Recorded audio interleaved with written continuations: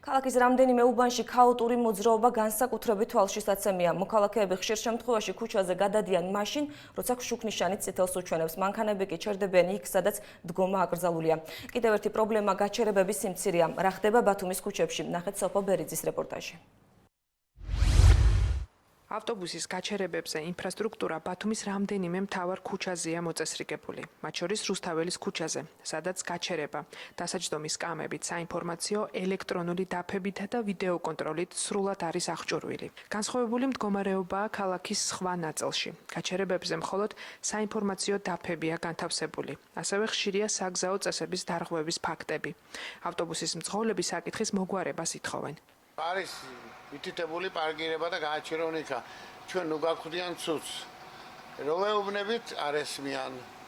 უბრალო რამეზე ჩვენ ვისჭებით, მე ავტობუსი დიდია, ჩვენ ჩანო არ პატრული მოგვადგება, ავტობუსი რაშობი გზას მიყეტავ, ჩვენი ადვილია გამოჩენა და იმან მე ამუშავა წევი და ჩვენ დავჭით პატრულს ხელში. ასე არ შეიძლება ჩვენ ბევრჯერ დავსვით ეს საკითხი, მაგრამ ყურადღება ნაკლებია. მიკროავტობუსის მძღოლები გაჩერებებზე ვერ ჩერდებიან, თუ იქ ავტობუსი ხვდებათ. ხშირია შემთხვევები, როდესაც მანქანები ფეხით მოსიარულეთა გადასასვლელზე ჩერდება. მიკროავტობუსის მძღოლები ამბობენ, რომ სასურველია ქალაქში სხვა ტრანსპორტისთვის გაჩერებები ცალკე მოეწყოს. მოძრაობის დროს ასეთი მანქანებისთვის უნდა იყოს გასაჩერებელი. რაფები ეგრეთ წოდებული რაფებისთვის. იმიტომ რომ ხალხი ყველა ადგილას დგანან, ზოგჯერ კუთხეში არ დგანან შუა ადგილას და იძულებული არიან გააჩერონ რაფებმა. უკან მოადგებიან მსუბუქი მანქანები, არის სიგნალი, ყოფილა შემთხვევები ერთმანეთს შორის ჩხუბი, ეს მოსაწესრიგებელია აუცილებლად. ავტობუსის გაჩერებებზე შესაბამისი ინფრასტრუქტურის არარსებობის გამო მოქალაქეებს ლოდინი ფეხზე დგომით უწევთ. ხედავთ, ვერ გამივლია. ახლა იგი გამოვედი დიდი ავტობუსი იყო და მე წამოვედი აქეთ და ამ დროს დაძრა კაცმა და რატომ უნდა საგებია რომ იქით ავტობუსები მანქანები დგას. აქ კიდე ავტობუსის გაჩერებაზე ბაზარია.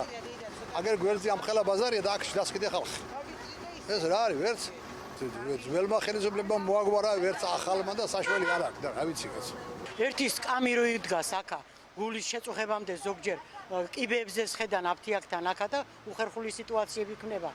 ძალიან კარგი იქნებოდა დასაჯდომის სკამი. გაჩერებების ადგილას საგზაო წესების დარღვევის ფაქტები მეოთხე არხის გადამღებმა ჯგუფმაც დააფიქსირა. მსუბუქი ავტომობილები ნიშნულთან ან ძალიან ახლოს დგანან, ან უშუალოდ ნიშნულზე. მოქალაქეები საპატრულო სამსახურის სუსტ მუშაობაზე საუბრობენ. არავითარი კონტროლი არ აქვს. კონტროლს ეგერ დაგანახეთ, აგერ გაჩერდა ერთი, მეორე, მესამე. არავითარი გაფრთხილება. დადგებიან აქ, მოვლენ, დადგებიან ის ჩაივლის ავტობუსი თუ არა, სულ ერთია მაგანისთვის.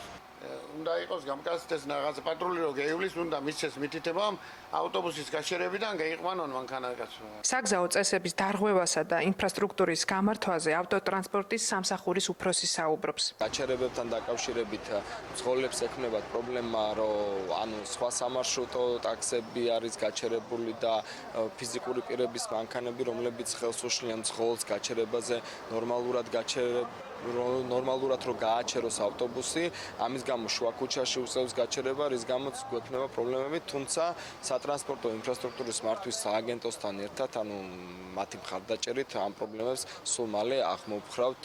პროექტიც ჩაშვებულია, რომ გაჩერებები დაიდგმება აუცილებლად, ასე ვთქვათ, გარეუბნებშიც. სატრანსპორტო ინფრასტრუქტურის მართვის სააგენტოს უფროსი სამსახურის საქმიანობაზე საუბრობს და აღნიშნავს, რომ საგზაო წესების დარღვევის აღმოსაფხროლად მუშაობა მიმდინარეობს. ნუკრი ცინცაძე მოქალაქეებს მოუწოდებს, რომ გაჩერებებზე მანქანები არ გააჩერონ. მოლაპარაკება არის შეფესე ავტოტრანსპორტსა და პარკინგს შორის. თვითონ ჩვენი სამსახურის თანამშრომლები იმოძრავებენ ავტობუსებში მოძრაობის დროს როდესაც ხელს დახვდებათ პარკირების ავტობუსის გაჩერების ადგილას ავტომანქანები ჩამოვლენ და ადგილზე დააჯარიმებენ და სხვა ავტობუსით გააგრძელებენ მოძრაობას. მაგრამ ეს საკმარისი არა, ჩვენი თხოვნა და მოწოდება ხალხისთვის, რომ მოვერიდოთ ავტობუსების გაჩერებაზე და არ გაჩერდნენ. საჯარიმო სანქციები საგზაო წესების დამრღვევი მძღოლებისთვის 10 ლარს შეადგენს.